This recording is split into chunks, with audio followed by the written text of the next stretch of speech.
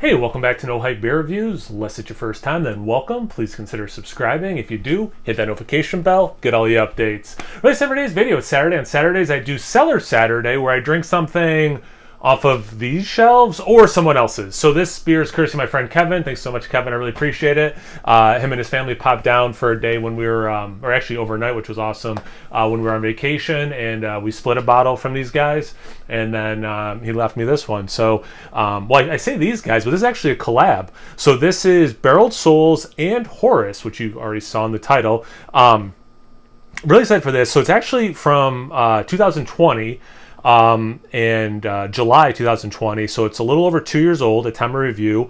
It's called Wisdom. It was barrel aged in Weller, which is awesome. Weller's a bourbon, which is awesome. Barreled for 17 months and 25 days, so nice long barrel aging.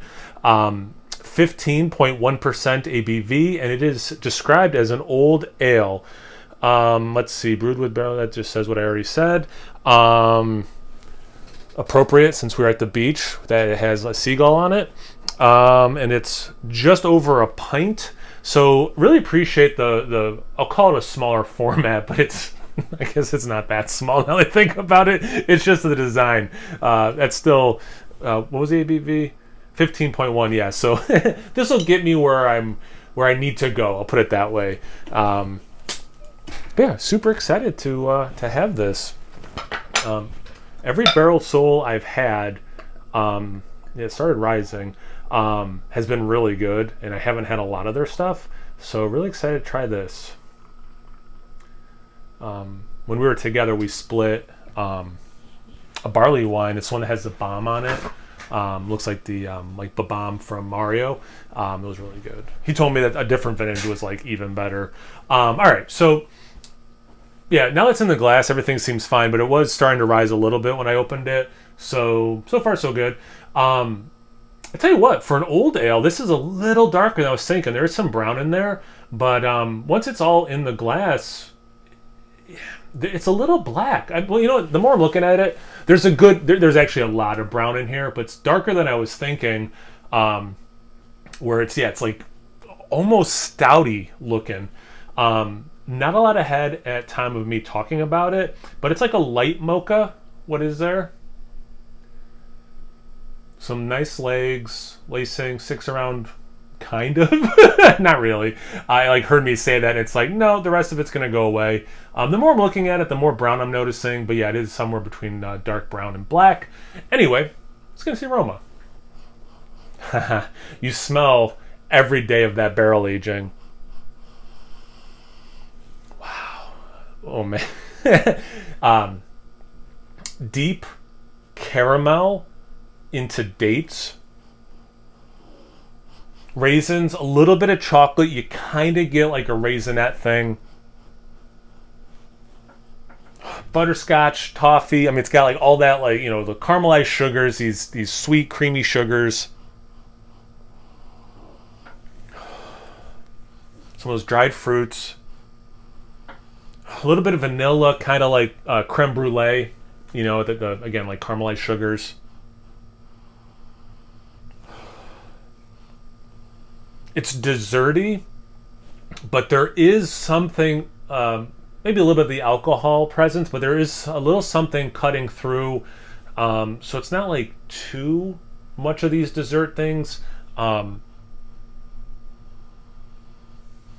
little bit of like a molasses brown bread thing. This is phenomenal, man. I mean, again, you get every day, every moment of that barrel aging.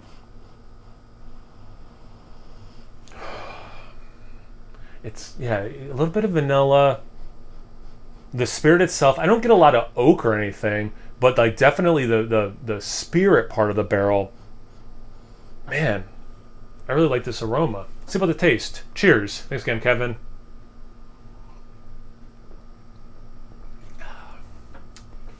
Wow. Yeah, I like that a lot. One of my favorite things about this is it follows the aroma some, where there's a lot of these sweet elements, these dessert elements the caramel, you know, the dried fruits, the raisins, some dates, that creme brulee thing, like all of that. But again, just like the aroma, there's like this little bit like a brown bread, a little bit of this molasses, and again, I keep saying again, some of that alcohol, just a whisper. And I really, it's not overdone in this, and I kind of like that there's just a little bit of this alcohol that helped bring some balance to those sweet, big, desserty things. Wow, yeah, this is well done. Yeah, I love that aroma.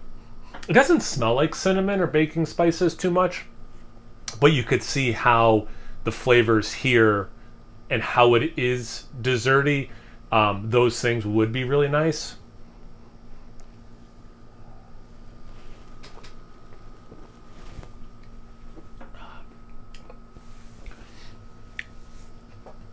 There's also a hint of licorice. Man, but yeah, that vanilla, all that like bourbon-y spirit, just like the aroma.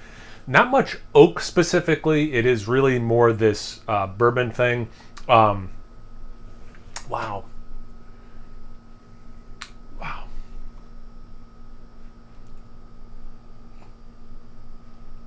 A little bit of grape juice. Like wine. Okay. All right. A little bit of grape juice, which then gets you into like a relatively sweet red wine, plum wine, and then you get like into like sherry, a little bit of port too. Wow. You know what? I have 3 little bottles of different ports that a neighbor of mine, he traveled for like 3 weeks, and I mowed his lawn for him, and he brought them back for me to thank me. And I haven't had them yet, but I really like port, and it's been a while since I've had some. And this is scratching that itch a little bit and making me want, I mean, I'm not going to do it today, obviously, because this is plenty of alcohol for a day, but really making me want to crack those open because I do like port so much. This is definitely one of those beers I could have done a live stream for an hour plus, and like every sip told you, what new thing I'm getting, how things are evolving as it's opening up, warming up, as my palate's getting used to certain things and picking up other things more or less. It's definitely one of those beers. There is so much, and I know I've like thrown out a lot of different descriptors, but this is definitely, I know some people, frown upon saying, beer is complex, but this is a complex beer, and I feel like I've articulated why I'm using that term.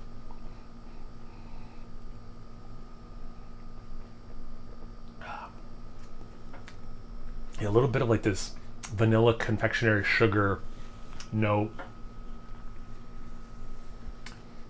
Fig, like a what's that? A sticky pudding?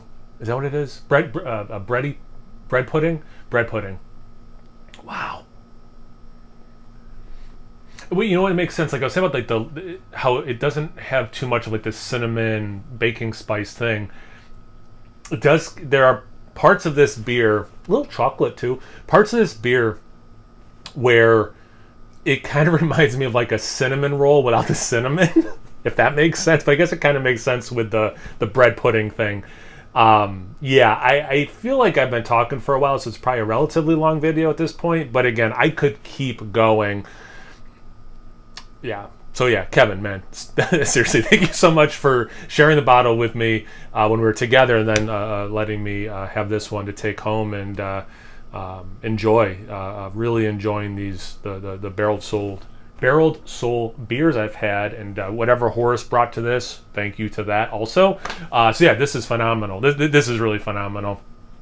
Have you guys had this beer before? Have you had anything from either brewery or a collab? I realize I'm doing a bunch of collabs unintentionally. I just did one from Hot Butcher that was a collab. Just did a Fidens that was a collab. I got this one that's a collab. I got a Trillium. I have 2 Trillium Dogfish Head collabs coming out soon too. I should have done like a theme week of these collab beers, but unintentionally doing a bunch of collabs in a row ish. But yeah.